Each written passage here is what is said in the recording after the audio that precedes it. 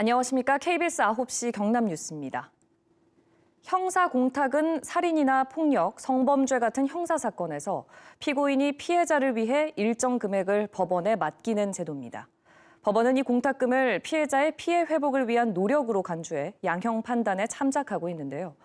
KBS는 개정된 공탁법이 시행된 지난해 12월부터 지난 9월까지 전국 1, 2심 판결문 1,700여 건을 분석한 결과를 오늘부터 연속 보도합니다. 첫 순서로 김소영, 이형관 기자가 차례로 전해드립니다. 형사법정에는 피해자의 자리가 없습니다. 당사자가 검사와 피고인인 이 재판에서 피해자는 제3자에 불과하기 때문인데요. 방청석 어딘가에 앉아 있었을 피해자들을 만났습니다. 이들은 한결같이 피고인이 자신들을 향해 건넨 돈, 적게는 수백만 원에서 많게는 수억 원에 이르는 이 돈에 대해 분노했습니다. 형사공탁 특례 때문인데요. KBS는 형사공탁 특례가 악용되는 실태를 심층 추적했습니다. 원치 않은 공탁으로 피고인이 감형을 받고 피해자가 재판 결과로 인해 고통이 가중되는 현실, 과연 사법정의에 부합하는지를 묻기 위해서입니다. 이어서 이영관 기자가 전해드립니다. 2000년대 초 밀양을 중심으로 한 최대 폭력 조직 신동방파. 농촌 마을에 도박장을 개설해 농민들을 감금 폭행하고 불법 채권 추심도 서슴지 않았습니다. 당시 구속된 30대 최모 씨. 이후 두목 자리에 올라 경찰의 특별 관리 대상이 됐습니다. 복싱인가 뭐 운동을 했어요. 그 당시 동방파에 몸담고 있는 애들 중에서도 좀 많이 들어온 상대였지. 18년이 흐른 지난해 4월 밀양에서 살인 사건이 벌어졌습니다. 50대 남성이 지인과 술을 마시다 40대 남성에게 흉기를 휘둘러 숨지게 한 것입니다. 술을 마시던 지인에게 흉기를 휘둘러 숨지게 한 혐의로 50대 남성을 구속했습니다. 범인은 전신 동방파 두목 최 씨. 말대꾸했다는 사소한 이유였습니다. 부검 결과 피해자 목과 등, 어깨에서 흉기에 찔린 상처가 7곳 발견됐고 가슴 상처 깊이는 12cm로 나타났습니다. 피의자는 현장에서 피해자가 자해했다고 주장하며 범행을 은폐하려 하였으나 끈질기게 추궁하자 범행을 자백하였습니다. 살인의 고의성이 있는 범죄였습니다. 1심 재판부는 최 씨에게 징역 17년을 선고했습니다. 재판부는 최 씨의 범행 수법이 잔인하고 폭력 전과만 20차례가 넘는다며 재범 위험성이 높다고 판시했습니다. 하지만 항소심 재판부는 4년을 줄여 징역 13년을 선고했습니다. 선고 6일 전 최 씨가 숨진 피해자 앞으로 형사공탁을 했기 때문입니다. 항소심 재판부는 최 씨가 법원에 맡긴 공탁금 3억 5천만 원을 양형상 유리한 요소로 참작했습니다.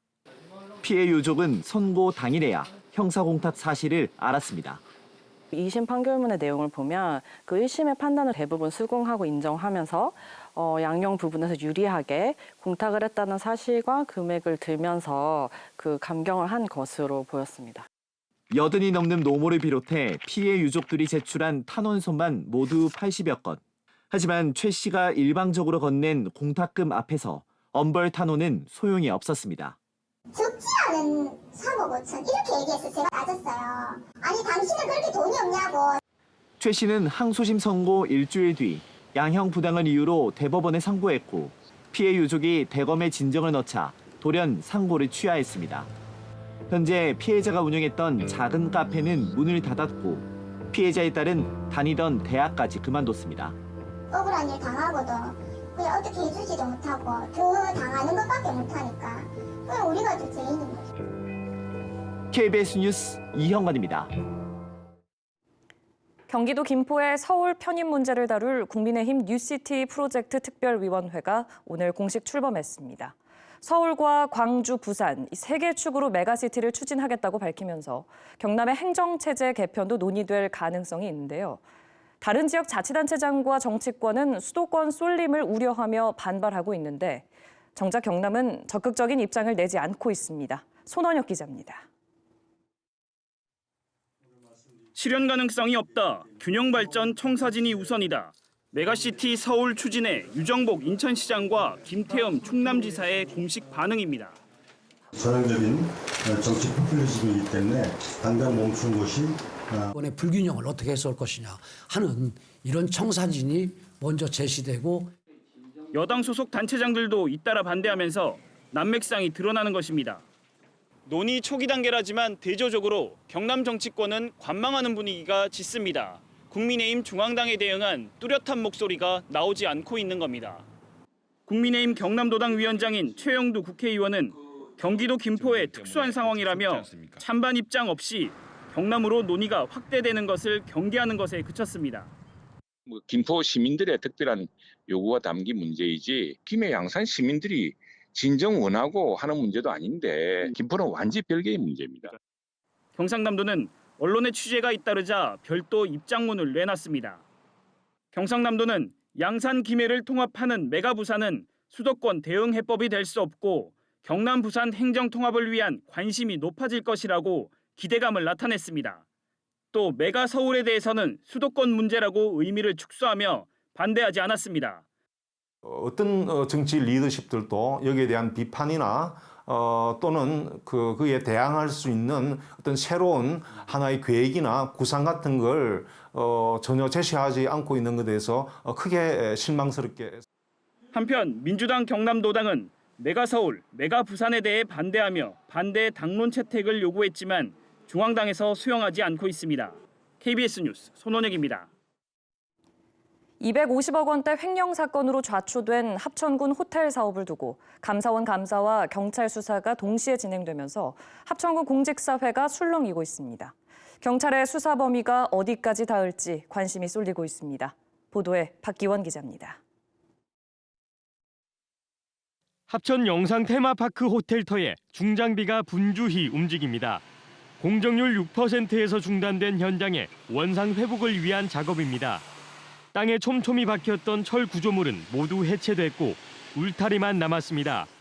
터파기가 진행됐던 공사 현장은 다시 흙으로 메워졌습니다. 4성급 호텔을 짓는 계획은 이렇게 물거품이 됐는데 그동안 시공사가 투입한 자금은 39억 원에 이릅니다. 대출 원리금에 대한 손해배상 책임을 합천군으로 정한 CC협약에 따라 이 돈은 군이 부담할 가능성도 있습니다. 합천군이 부담이 커지는 거고 정산을 안 하고 있으면 달달이 지금 현장에 돈이 들어가요. 합천군정 이래 첫 감사원 공익감사가 진행 중인 가운데 이달 중순까지인 감사 기간도 연장될 것으로 보입니다. 감사원 감사의 핵심은 석연치 않은 사업자 선정과 사업비가 급격히 늘어난 배경입니다. 당초 40억 원이던 사업비는 공유재산 관리 계획 변경을 거치며 590억 원까지 뛰었습니다. 이 과정에서 합천군의 타당성 조사나 정부의 투자 심사는 없이 당시 군수 결재로 이루어졌습니다. 그동안 시행사를 겨냥했던 경찰도 합천군 내부로 눈을 돌리고 있습니다. 시행사 관계자 등 13명을 입건한 경찰은 최근 합천군청과 전현직 공무원 집 등을 압수수색했습니다.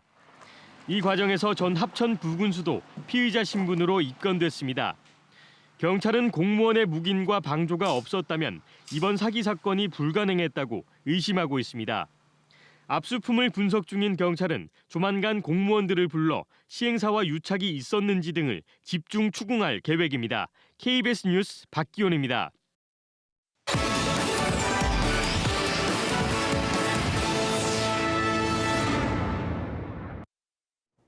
경상남도와 경상남도 교육청이 정부의 세수 부족으로 예산을 대폭 줄인 추경 예산안을 경상남도 의회에 제출했습니다.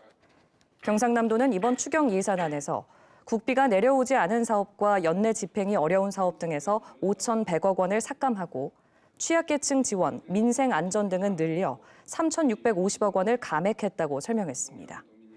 경상남도 교육청은 추경 예산 삭감액이 5,299억 원이며 미집행 시설비 2,300억 원, 기금 적립 2,000억 원 등을 줄여 실제 사업에는 차질이 없다고 말했습니다.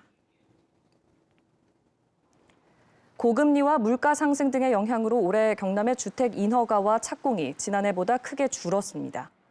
국토교통부 자료를 보면 지난 9월까지 올해 경남의 주택 인허가는 11,600여 가구로 지난해 같은 기간보다 47% 줄었습니다.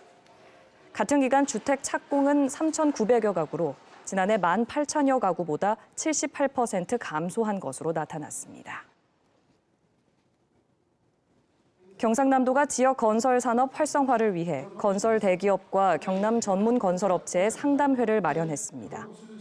이번 상담회에는 현대건설과 대우건설 등 국내 건설 대기업 15곳과 지역업체 30곳이 참가해 대기업 공사 하도급을 받을 수 있도록 협력업체 등록 방안 등을 논의했습니다.